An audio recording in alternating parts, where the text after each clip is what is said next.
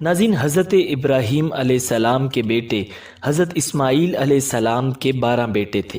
ان کی نسل اس قدر ہوئی کہ مکہ مکرمہ میں نہ سما سکی اور پورے حجاز میں پھیل گئی۔ ان کے ایک بیٹے کیدار کی اولاد میں عدنان پیدا ہوئے۔ عدنان کے بیٹے ماد اور پوتے کا نام نزار تھا۔ نزار کے 4 بیٹے تھے، ان میں سے ایک کا نام مزر تھا۔ مزر کی نسل سے قریش بن مالک پیدا ہوئے، یہ فہر بن مالک بھی کہلائے۔ قریش کی اولاد بہت ہوئی، ان کی اولاد مختلف قبیلوں میں بٹ گئی۔ ان کی اولاد سے قصی نے اقتدار حاصل کیا۔ قصی کے آگے 3 بیٹے ہوئے، ان میں سے ایک عبد مناف تھے جن کی اگلی نسل میں ہاشم پیدا ہوئے۔ ناظرین، ہاشم نے مدینہ کے ایک سردار کی لڑکی سے شادی کی۔ ان کے یہاں ایک لڑکا پیدا ہوا، اس کا نام شیبہ رکھا گیا۔ یہ پیدا ہی ہوا تھا کہ ہاشم کا انتقال ہو گیا۔ ان کے بھائی مطلب مکہ کے حاکم ہوئے۔ ہاشم کا بیٹا مدینہ منورہ میں پرورش پاتا رہا۔ جب مطلب کو معلوم ہو گیا کہ وہ جوان ہو گیا ہے تو بھتیجے کو لینے کے لیے خود مدینہ گئے۔ اسے لے کر مکہ مکرمہ پہنچے تو لوگوں نے خیال کیا کہ یہ نوجوان ان کا غلام ہے۔ مطلب نے لوگوں کو بتایا، یہ ہاشم کا بیٹا اور میرا بھتیجا ہے۔ اس کے باوجود لوگوں نے اسے مطلب کا غلام ہی کہنا شروع کر دیا۔ اس طرح شیبہ کو عبد المطلب کہا جانے لگا۔ انہی عبد المطلب کے یہاں ابو طالب، حمزہ، عباس، عبداللہ، ابو لہب، حارث، زبیر، زرار اور عبد الرحمن پیدا ہوئے۔ ان کے بیٹے عبداللہ سے ہمارے پیارے نبی حضرت محمد صلی اللہ علیہ وسلم پیدا ہوئے۔ ناظرین، عبد المطلب کے تمام بیٹوں میں حضرت عبداللہ سب سے زیادہ خوبصورت اور سب سے زیادہ پاک دامن تھے۔ عبد المطلب کو خواب میں زمزم کا کنواں کھودنے کا حکم دیا گیا، یعنی حضرت اسماعیل علیہ السلام کے کنویں کو۔ اس کنویں کو قبیلہ جرہم کے سردار مزاز نے پاٹ دیا تھا۔ قبیلہ جرہم کے لوگ اس زمانے میں مکہ کے سردار تھے، بیت اللہ کے نگران بھی تھے۔ انہوں نے بیت اللہ کی بے حرمتی شروع کر دی۔ ان کا سردار مزاز بن عمر تھا۔ وہ اچھا آدمی تھا۔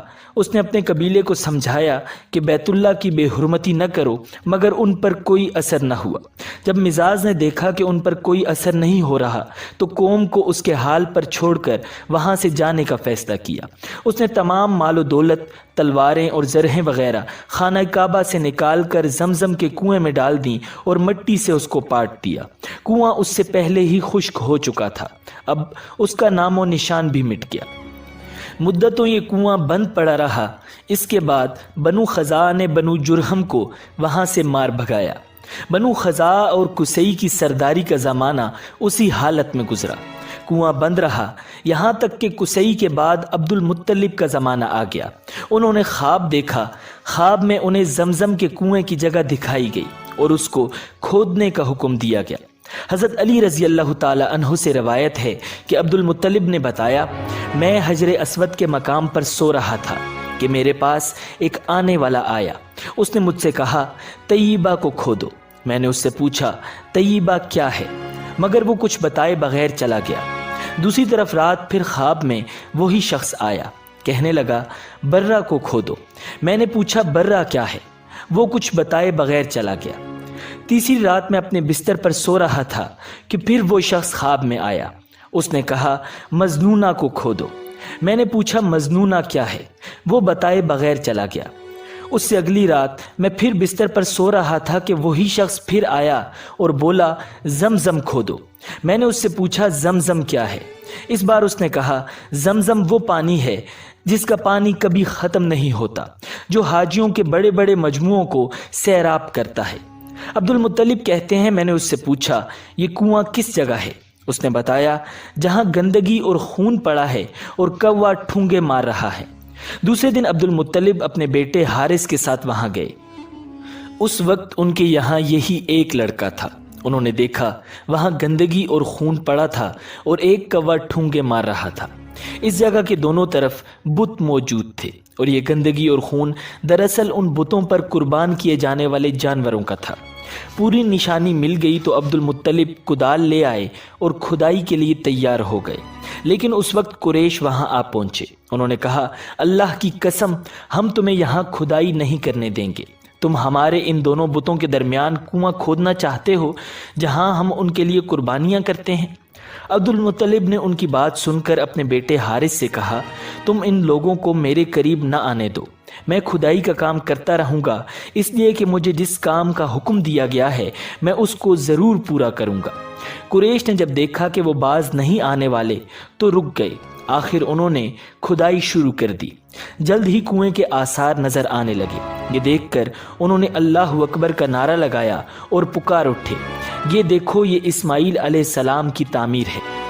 جب قریش نے یہ دیکھا کہ انہوں نے کنواں تلاش کر لیا تو ان کے پاس آ گئے اور کہنے لگے، عبد المطلب اللہ کی قسم، یہ ہمارے باپ اسماعیل علیہ السلام کا کنواں ہے اور اس پر ہمارا بھی حق ہے، اس لیے ہم اس میں تمہارے شریک ہوں گے۔ یہ سن کر عبد المطلب نے کہا، میں تمہیں اس میں شریک نہیں کر سکتا، یہ مجھ اکیلے کا کام ہے۔ اس پر قریش نے کہا، تب پھر اس معاملے میں ہم تم سے جھگڑا کریں گے۔ عبد المطلب بولے، کسی سے فیصلہ کروا لو۔ انہوں نے بنو سعد ابن حزیم کی کاہنہ سے فیصلہ کرانا منظور کیا۔ یہ کاہنہ ملک شام کے بالائی علاقے میں رہتی تھی۔ آخر عبد المطلب اور دوسرے قریش اس کی طرف روانہ ہوئے۔ عبد المطلب کے ساتھ عبد مناف کے لوگوں کی ایک جماعت تھی، جبکہ دیگر قبائل قریش کی بھی ایک جماعت ساتھ تھی۔ اس زمانہ میں ملک حجاز اور شام کے درمیان ایک بیابان میدان تھا، وہاں کہیں پانی نہیں تھا۔ اس میدان میں ان کا پانی ختم ہو گیا، سب لوگ پیاس سے بے حال ہو گئے، یہاں تک کہ انہیں اپنی موت کا یقین ہو گیا۔ انہوں نے قریش کے دوسرے لوگوں سے پانی مانگا، لیکن انہوں نے پانی دینے سے انکار کر دیا۔ اب انہوں نے ادھر ادھر پانی تلاش کرنے کا ارادہ کیا۔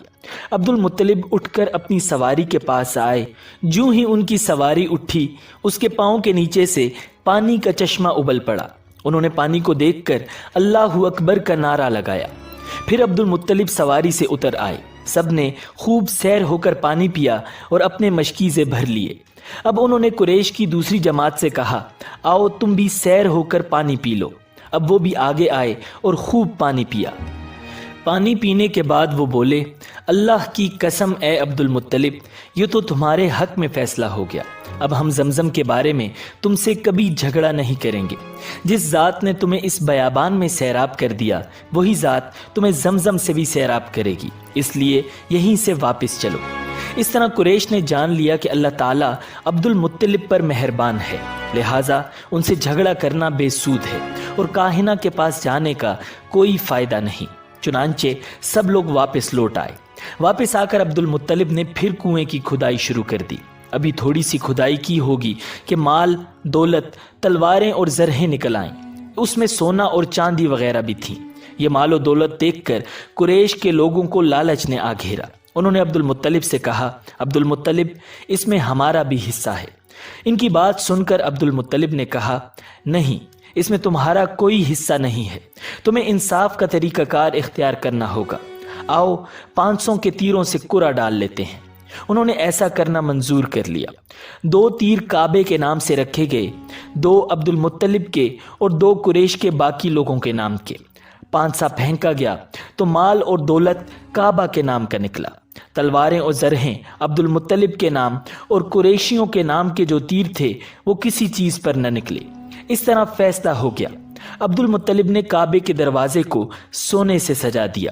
زمزم کی کھدائی سے پہلے عبد المطلب نے دعا مانگی تھی کہ اے اللہ، اس کی کھدائی کو مجھ پر آسان کر دے، میں اپنا ایک بیٹا تیرے راستے میں ذبح کروں گا۔ اب جب کہ کنواں نکل آیا تو انہیں خواب میں حکم دیا گیا، اپنی منت پوری کرو، یعنی ایک بیٹے کو ذبح کرو۔ ناظرین، پھر عبد المطلب نے اپنی خواب پوری کرنے کے لیے اپنے کس بیٹے کو ذبح کرنے کا فیصلہ کیا اور اس کے بعد حالات نے کیا رخ اختیار کیا، جانیے ہماری اگلی ویڈیو میں۔ تب تک کے لیے اللہ نگہبان۔